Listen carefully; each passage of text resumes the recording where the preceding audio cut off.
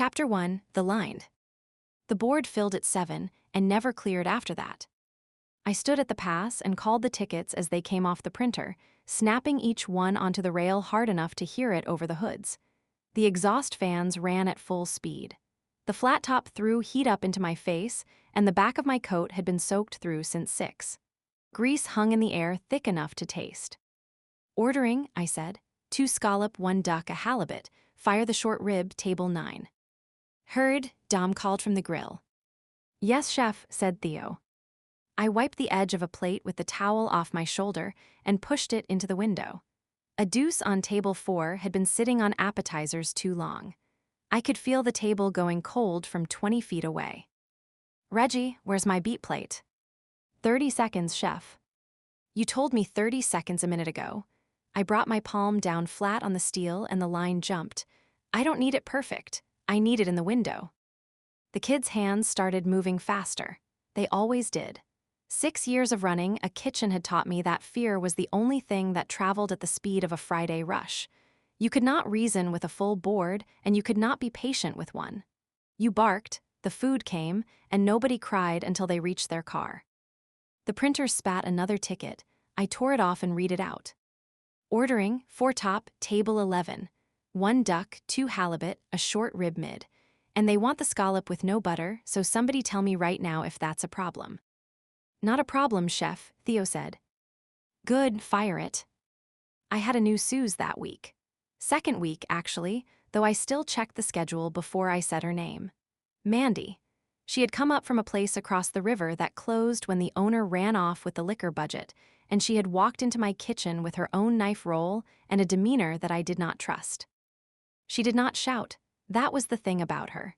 In 2 weeks, I had not once heard her raise her voice. On a line, a quiet cook is either useless or dangerous, and I had not figured out which one she was yet. The duck came up. I reached for it without looking, my hand already out, the caul halfway up my throat, and the plate was there, warm against my fingers, wiped clean at the rim. She had set it in my palm a half-second before I asked. I looked at her. She was already turned back to the sauté station, sliding a pan off the flame, her shoulders loose. "Thank you," I said. It came out flatter than I meant it. She said, and that was all. The window filled and emptied and filled again.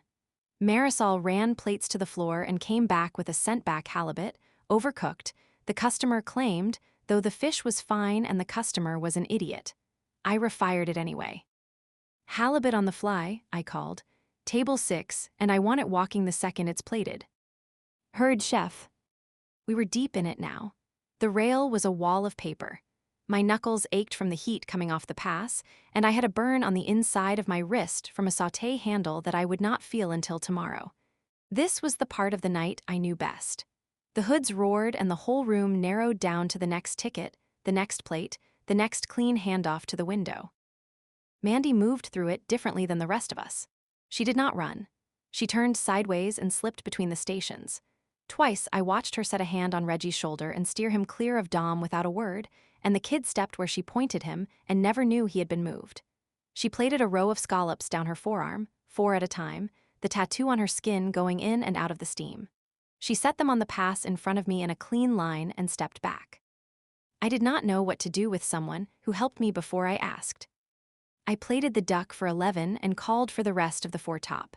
The short rib came up off Dom's station, the halibut off Theo's. I built the table in the window, wiped the rims, snapped my fingers for Marisol. 11's up, all of it go. Then the printer choked. It made the sound first, a dry grinding under the housing, and the green light started blinking, and the paper came out of the slot folded over on itself in a ruined accordion. It gave me no ticket. 12 tables in the dining room, and the one machine that told me what they wanted had quit in the middle of the worst hour of the week. I grabbed it with both hands. I had ripped this printer off the wall in my head 100 times, and tonight I was going to do it for real, mount and all, and run the rest of service off the verbal calls coming through the window. My fingers were already under the lip of it. I could feel the screws give. A forearm came across my vision. Mandy did not say excuse me. She reached past me, close enough that I caught the heat coming off her, and put her thumb on the latch I had not seen. The housing popped open.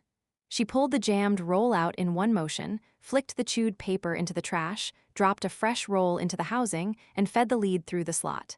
The light went solid green. A ticket printed clean. Then she took the dry towel off her own shoulder and pressed it into my open hand, where I was still gripping the dead weight of a machine that had come back to life. "Table 7, she said, reading the new ticket off the rail. 2 duck, a scallop." She said it evenly and went back to her pans. I stood there for a second with the clean towel in my fist. I wiped the grease off my knuckles and watched the green light hold steady. I had spent 6 years making people afraid of me. She was treating me like a stray dog that just needed a bowl of water. "Ordering," I said. 2 duck, 1 scallop, table 7. "Heard, chef," Theo said. And the board kept moving. "Welcome to the Portal Library. Step through and let the magic begin. Make sure to like, subscribe, and comment if you'd love more stories or have a request. New videos uploaded every Friday." Still Point, a bisexual short story. Chapter 2, The Ex-Council. Mooney's stayed open until 3, which meant it filled up with cooks who could not go home yet. I had been coming here since I was a line cook myself. The floor was sticky in the same 3 spots it had always been sticky, and the whole place smelled like flat beer and old fry oil. At 2 in the morning, the only people left were us and a man asleep in the corner booth. We had the high top by the taps. My beer had gone warm 20 minutes ago. I was peeling the label off the bottle in one long strip, thumbnail under the corner, and I had most of it free before Nadia said anything. "You're doing the thing," Nadia said. "What thing?" "The label." She tipped her chin at my hands. "You only destroy a poor label when something's got its teeth in you." Nadia ran pastry at a hotel downtown now. She had dated me for a year and a half, back when she worked my station, and she still read me faster than anyone on my payroll ever had. "Nothing's got its teeth in me," I said. Owen swirled the last inch of red in his glass without looking up. "She's lying. Her shoulders are at her ears." Owen poured wine for a living at a tasting room 2 neighborhoods over. We had been together the year before Nadia. He noticed things for a living, and he had never once had the decency to keep them to himself. We set a cold bottle in front of me and took the warm one away before I asked. He worked the bar at Mooney's and sat with us on his nights off. One weekend 2 years back, we had been something else to each other, and then we had gone back to this, which was better. "Just say it," we said. "You've been gnawing on something since you walked in the door." So I told them about Mandy. "I hired a new Suze 2 weeks ago," I said, "and I can't get a read on her. Full board, the printer dies, I'm losing it at the line, and she just fixes it. Doesn't flinch, doesn't raise her voice. Nothing phases her." "And this is a problem," Owen said. "It was not a question." "It's unnerving. I run the kitchen. I set the temperature in that room, and she walks in and the temperature's just lower, without her doing anything." Nadia set her drink down. "What does she look like?" "That's not." "What does she look like, Claire?" I picked at the strip of label. "She's got these forearms," I said, "covered in ink, and she plates scallops right down her arm, 4 at a time, and she doesn't even." I stopped. The 3 of them were looking at me. "Oh no," we said. "Don't," I said. "Oh honey, no," Nadia said. She set her elbows on the table and looked at me. "You're going to sleep with her," Nadia said. "I'm not." "You're going to sleep with her, and then you're going to promote her, or fight about promoting her, and the whole line is going to watch the 2 of you and pick sides. And in 4 months, you're going to be standing in that kitchen wondering why everything's on fire again." "That's not what happens." Owen set his glass down. "It is exactly what happens. I worked the floor while you and Nadia fell apart. The whole house knew before either of you did. Tickets backed up for a month because nobody wanted to be the one to tell the chef her pastry chef was crying in the walk-in." "I wasn't crying in the walk-in," Nadia said. "You were a little," Owen said. "I was a little," Nadia admitted, "but the point stands." We turned a coaster over on the table. "You date your staff," he said. "Every time, you did it with Nadia. You did it with that grill guy before her, the one who moved to Portland. You've got a type, and the type reports directly to me." "You and I started." "I don't work for you," we said. "That's the whole reason it didn't blow up. Think about it." I thought about it. I peeled the rest of the label off in silence and rolled it into a wet little ball. "Leave her alone," Nadia said, gentler now.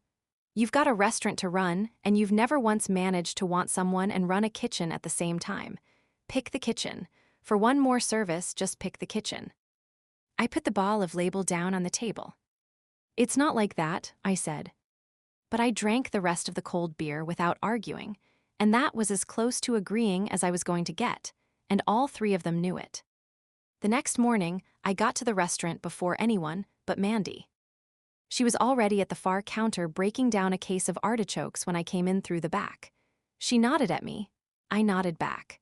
I tied my apron and told myself the same thing I had told myself in the car: run the kitchen, lower the temperature, leave her alone. I started in on the shallots.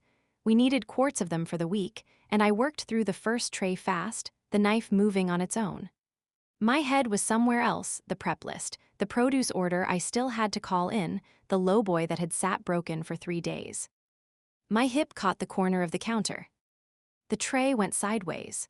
40 minutes of peeled shallots hit the rubber mat and rolled everywhere, under the stations, into the drain channel. Old me would have thrown the tray across the room. Old me would have found the nearest body and made the morning their fault. I felt all of it come up my spine, the heat, the words already loading in my mouth. And I just stopped. I stood there with the empty tray in my hand and looked at the mess and did not move. Mandy was already on the floor. She had crossed the kitchen without my hearing her and was crouched on her heels, gathering shallots into her cupped hand. She didn't say a word about the tray. She just started picking them up. I crouched down across from her. We worked toward the same spot under the counter, and when we both reached for the same shallot, her hand closed over mine for a second before she pulled back. Neither of us said anything about that either. We filled the tray back up between us. Most of them were fine. The ones from the drain channel we tossed. When it was done, she stood, set the tray on the counter, and pulled a fresh knife from the rack. "I'll repeel the dirty ones," she said. "Go make your phone call, the lowboy guy." I had not said one word about the lowboy. I stood up. My shoulders had come down off my ears, and I could not say when it had happened. That was what she did. She turned the temperature down in the room nonchalantly. I picked up the tray of good shallots and carried it to the station. Chapter 3: The Close. I cut the hoods at midnight, and the silence pressed in on my ears. For 6 hours, the fans had roared over the line. Now the dining room was dark, the chairs were up on the tables, and the last server had gone out the front 20 minutes ago. The kitchen smelled like degreaser and wet stainless steel. Everything that had been screaming hot at 9 was cold now. The flat top ticked as it cooled, and the steel of the past sweated under the work lights. It was just the two of us. Closing was always the two of us now. I had the grill brick in my hand, and I was working the same square foot of grate I had already cleaned. I knew it was clean. I kept scrubbing it anyway. Mandy was wiping down the lowboys behind me. I could hear the cloth moving, slow and even, the same calm she did everything with. I scrubbed harder. I was the one who hired her. I was the one who signed her checks. I can do this. My knuckles had gone raw against the brick. I did not stop. Then a hand closed over mine and took the brick out of it. Mandy set it down on the metal counter. The clack of it echoed off the cold steel and the bare walls. "Stop moving," she said. I did not know what to do with my hands. For 6 years, my hands had always known what to do. They reached for a towel that was not there. They reached for the brick she had just taken. I stood in the middle of my own kitchen and could not find a single thing to do with myself. She stepped in close. I backed up because I did not know how else to answer, and the edge of the prep table caught me across the lower back. The steel was cold straight through my coat. She kept coming until there was nowhere left for me to go. She put one hand flat on the table beside my hip and brought the other up to the side of my neck. And her palm was warm, warmer than anything in that cold, dead kitchen. And she was close enough now that I could feel the heat coming off of her, and every argument I had been scrubbing into the grate for 3 weeks went out of my head at once. She kissed me before I could decide whether to let her. I had spent so long being the one who decided things. Her mouth was warm and unhurried, and I heard myself make a sound against it that I would have been embarrassed by on any other night. My hands finally found something to do. They got fists in the front of her shirt and pulled her in. She made a low sound and pressed me back against the table. The cold of the steel and the heat of her hit me at the same time, front and back. I stopped trying to think. She kissed down the side of my throat. Her hands worked the buttons of my coat open one at a time, slow. She pushed the coat off my shoulders, and it fell to the rubber mat. Her mouth moved along my collarbone, and I gripped the edge of the prep table because my knees were not holding me anymore. For once, I was not running anything. She set the pace, and I let her. Every place her hands went was somewhere. I had not let anyone reach in longer than I wanted to count, and I let her reach all of it. The relief of not being the one in charge undid me more than her hands did. She breathed something against my ear that I did not catch and did not need to. I had my hands in her hair. The steel was cold at my back, and she was warm against my front. For a while, there was nothing else in the dark restaurant, just the two of us, and the sounds we had stopped trying to keep quiet. Afterward, we slid down to the rubber mat with our backs against the prep table and our shoulders touching. My coat was somewhere across the floor. The work lights buzzed overhead.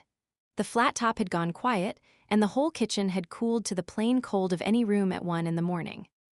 "You stopped moving," Mandy said. For a minute, she agreed. She found my hand on the cold mat and held it. I let her. I hope you're enjoying this story so far. Happy Pride Month. We will cover a story for each letter of the LGBTQIA spectrum this month. Don't forget to like and subscribe. Chapter 4, The Knife. My apartment kitchen was the one room in my life I had never once kept clean. There were 2 days of dishes in the sink and a pan on the stove I had given up on. I ran a tight line for a living. I could plate 40 covers without a single ticket dying in the window. But I had never managed to keep my own 4 square feet of counter space from going to hell, because home was just where I slept between services. Mandy stood in the middle of my kitchen with her hands in her jacket pockets. It was the first time she had been to my place. I was making coffee. I did not want so my hands would have something to do. "I got a call this morning," Mandy said. "Yeah. The show, the big network one," she named it. "They flew me through 6 rounds of casting without telling me it was real. This morning they told me it was real and they want me in the show." I set the coffee down too hard. "Mandy, that's huge. It films out of state. 4 months, maybe 5. I'd have to leave by the end of the month." And there it was. I had spent 3 days not knowing what to do with myself at work. I had stood at the pass next to her every night since and felt at home. I had no idea how to want her and run a restaurant and not become the thing my exes had spent years warning me about. And here was a way out. I could dress up as the most generous thing a mentor had ever done. "You have to take it," I said. I said it fast with a bright smile. "This is everything," I said. "People work 20 years and never get a call like that. You'd be insane to even think about it. Go, obviously you have to go." Mandy did not say anything for a moment. She watched me wipe down a counter that was already clean. "That's it," she said. "What else is there? It's a once-in-a-lifetime." "You do this at work too," she said. "When something's about to go wrong and you don't want anyone to read your face, you get very loud and very dismissive." She picked her jacket up off the back of the chair. "Just like right now." She stood there with the jacket in her hand. She was giving me a chance. All I had to do was say one true thing. I could have said, "Don't go." I could have said, "I don't know how to do this, but I want to try." I could have said any of it. I picked up the clean rag again. "I think it's great," I said. "I'm really happy for you." Mandy nodded slowly. She wore a saddened expression, the first time I've ever seen her like this. "Okay, chef," she said and left. The next morning she rolled up her knives at her station before service. I watched from the pass. She wrapped each one with the same care she gave everything, tied the roll, and set it by the door. She had walked into my kitchen 6 weeks ago with that roll under her arm. She walked out with it the same way. Neither of us said anything. I let her go and told myself it was what is best for her career, and I was good enough at lying by then that I almost believed it. 2 weeks later, I chipped my knife. The restaurant atmosphere had gone from bad to worse without her. Or maybe it had always been this bad, and she had been quietly fixing it for 6 weeks and I had never noticed. By the second week, I was screaming again. I screamed at Reggie for a soft poach. I screamed at Theo for being 4 seconds behind on a fish. The line had stopped looking at me when I yelled, which was worse than flinching. I had a knife I loved. A Gyuto I had saved 3 paychecks for when I was 24, carbon steel, ground thin, a blade I had bobbied for 11 years.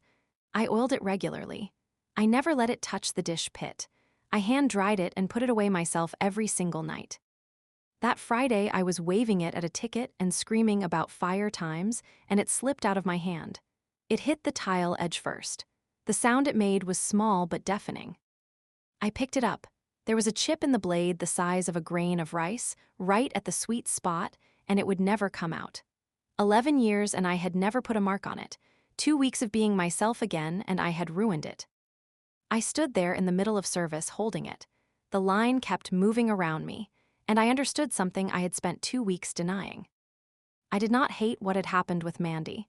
I did not even hate that she was gone. I hated who I was in this room. I had hated it for years, but thought it was necessary. This kitchen had been breaking me by the inch for 6 years, and I had been excusing it for the sake of my career. I set the chipped knife down on the pass. I untied my apron and folded it over the rail where the tickets hung. Theo asked me what I was doing. I did not have an answer right that moment, so I did not give him one. I walked out the back into the alley. The door banged shut behind me. 6 weeks later, I was standing in a kitchen with the windows open, slicing a tomato. It was my own kitchen, in my apartment, except it was not messy anymore. I had cleaned it the first week. Now there was light coming across the counter from the window. I sliced it. One clean cut, then another, even slices, the blade going through the skin with a small give and no resistance after. It was a cheap knife from the grocery store. I had left the judo in a drawer at the restaurant for whoever wanted it. This one did the job fine. I was breathing slowly, and I could not remember the last time I felt such peace. On the table behind me, there was an envelope with a drawing on the back. I had done it the night before, half asleep. 10 stools at a counter. One small open kitchen where I could cook what I wanted, set it in front of people, watch them eat it, and interact with them. I did not know if I would be successful at it, but it was always a small dream of mine, and I think it's now or never. Chapter 5, The Equalizer. Mooney's had not changed, I had. The floor was sticky in the same 3 spots. The same man might have been asleep in the same corner booth. Owen had a glass of red, Nadia had a gin and something, and Weez was off shift and on our side of the bar with a beer. I had a glass of water with the ice mostly melted. I slid the paper across the table. 10 seats, I said. I found the perfect place. I signed the lease on Tuesday. Nadia turned it around and looked at it for a long time. Owen leaned over her shoulder. Just you, Owen said. You're really doing it. I'm really doing it. Weez tipped his beer at me. You're drinking water and showing us blueprints. Who are you and what did you do with our chef? Nadia was still looking at the floor plan. You're calm, she said. It's unnerving. I had a good teacher. She looked up at that. She knew exactly who I meant. She had been the one at this table, months ago, telling me to leave the woman alone. The heavy oak door dragged in its frame and banged shut. I looked up. Mandy was standing just inside it. She was so much more beautiful than I remembered. Gosh, I'm hopeless. She carried herself so confidently. 5 months on a national show will do that. She found me at the table in about 2 seconds, so she had not come here by accident. The old me would have done something stupid.